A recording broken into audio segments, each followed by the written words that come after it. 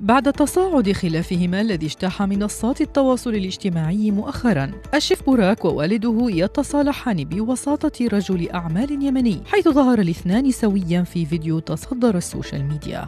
بوراك ووالده إسماعيل أوزدمير ظهرا في فيديو برفقة رجل الأعمال اليمني حامد المقطري الذي أعلن عودة المياه إلى مجاريها. حبيبي بوراك ووالد الغالي، أسأل الله العظيم لكم التوفيق والنجاح يا رب. اليوم أصلحت بين بوراك وأبوه. أهم شيء أنت وبابا. في مثل يمني يقول الدم عمره ما يصير مي، وأنت بابا أهم شيء حبيبي. تمام، ربي يحفظك حبيبي.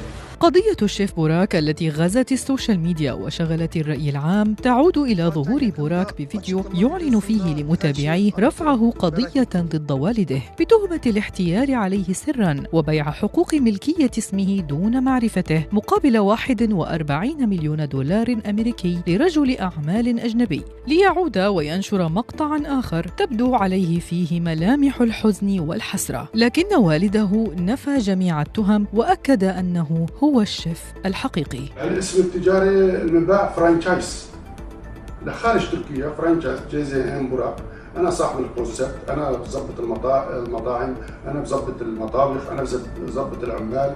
الشيف الحقيقي انا اصلا، كل شيء اسم المطاعم لي، ولا مطعم ما انباع اصلا، ما في مباع اصلا. لن يكسب الدعوة؟ يمكن انا ابني ومعطيه، كيف بدي يكسب الدعوه؟ انا عزم بدي ارفع دعوه عليه باخذ اللي معاه كله، بس هذا ابني انا ما بسخى عليه يعني اصلا.